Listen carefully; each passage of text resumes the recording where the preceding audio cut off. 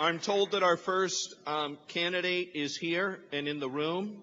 And at this point, I would like to introduce New Hampshire State Senator Lou D'Alessandro and Senator Hillary Rodham Clinton.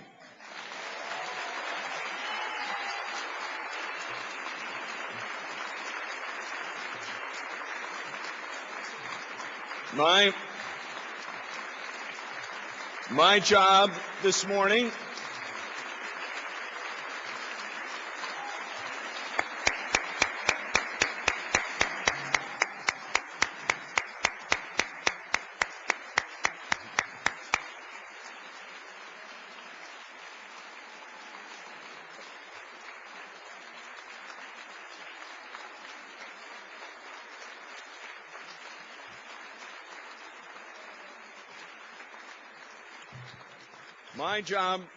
My job this morning is to introduce State Senator Lou D'Alessandro, who will then introduce our first speaker today.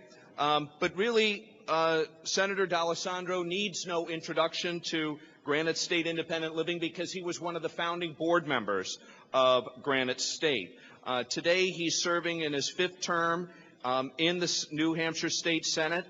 He's from Manchester. He serves on the Finance Committee and has had a successful and long career in politics, public service, and education. He serves on so many civic boards, it's too numerous to mention. But at this time, I'd like to ask Senator D'Alessandro to introduce our first speaker.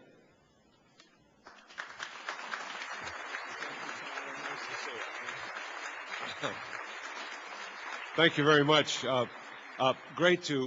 Great to be here. Almost 30 years ago, the late Ron Pappas, who some of you remember, myself and a few other individuals gathered in Goffstown and created the Granite State Independent Living Foundation. And look what it's grown to be, just a magnificent organization that addresses the needs of those who have needs. And isn't that one of the most important things that this society can offer? Addressing needs when needs are apparent. So we're blessed to have Granite State Independent Living. They do a marvelous job, and I'm very, very proud to have been a part of the beginning of Granite State Independent Living. Now, when you enter politics and get involved in politics, you find some extraordinary people. And these extraordinary people grow as your association with politics tends to grow. We're in a very, very difficult time in the history of this country. The country, both domestically and in foreign affairs, has some extreme challenges. And we need someone to lead us through these trying times. We need a person with experience, a person who's committed, a person who's capable of handling these challenges.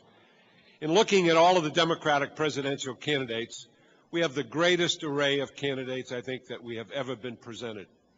But obviously, when one has to make a choice, there's one that sticks out. And in my opinion, the person who can do the job as the next President of the United States is Hillary Clinton.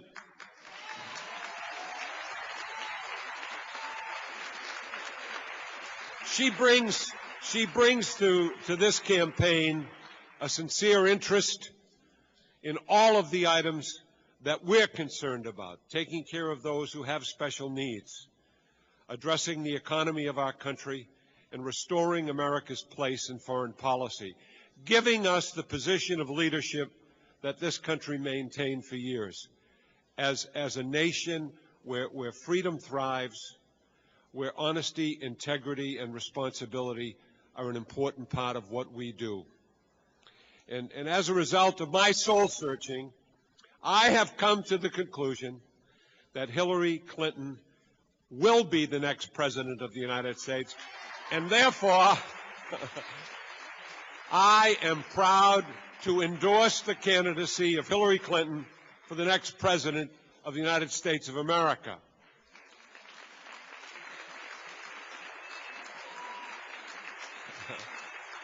Now, all of you have been waiting patiently to hear the words of Senator Clinton, and I'm honored to say to you that together we can make the difference not only in America, but in the world. And the person who will lead us down that path is Senator Clinton. So without further ado, the next President of the United States, Hillary Rodham Clinton.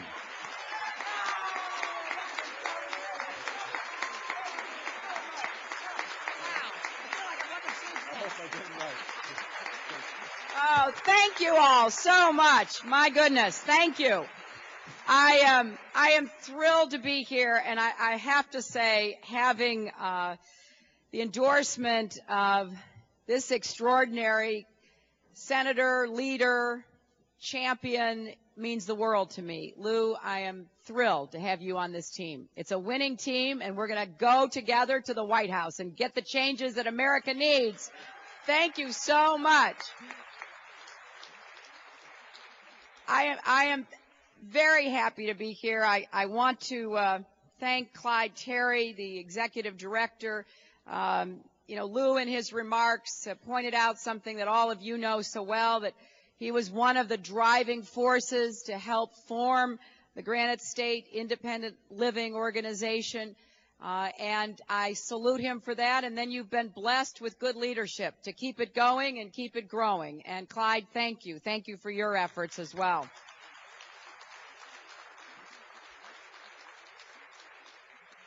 It's also wonderful to be here with Ted Kennedy, Jr.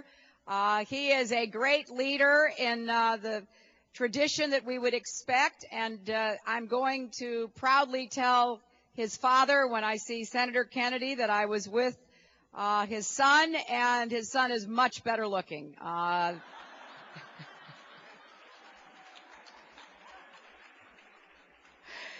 It is great being here with all of you.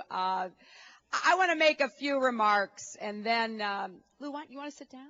Yeah, take that seat. And, I want to make a few remarks, and then I know you've got some questions. It is really important that you're holding this forum. The Manchester Community Television is covering it. You've got more than 20 national disability rights organizations coming together to host this. I've already seen friends from New York and Washington, D.C. who are here today. Well, you are doing what has to be done, and that is standing up and fighting for the rights of people with disabilities. My friend and supporter, Senator Maggie Hassan, was just telling me, she said, it's a lot easier to be kind than to be just. And we want both. We want both kindness and justice for people with disabilities.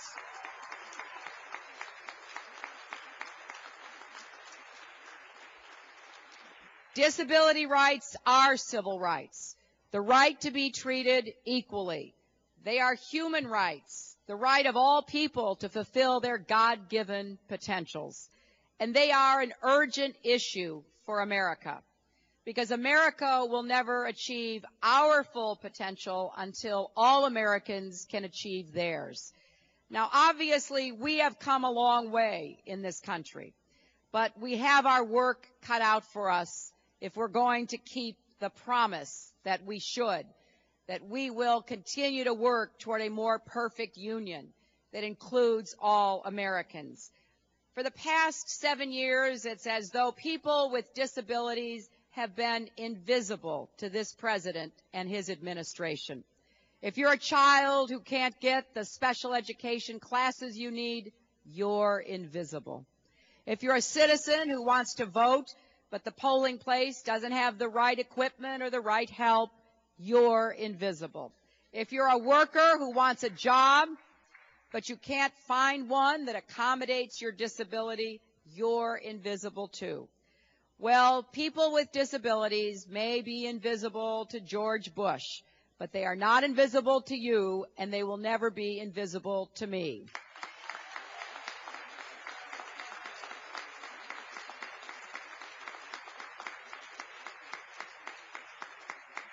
This is a cause that I have been involved with for 35 years. My first job out of law school was with the Children's Defense Fund. I did not want to go to work for a big law firm. I didn't want to go to work for a federal judge. I wanted to work on behalf of children.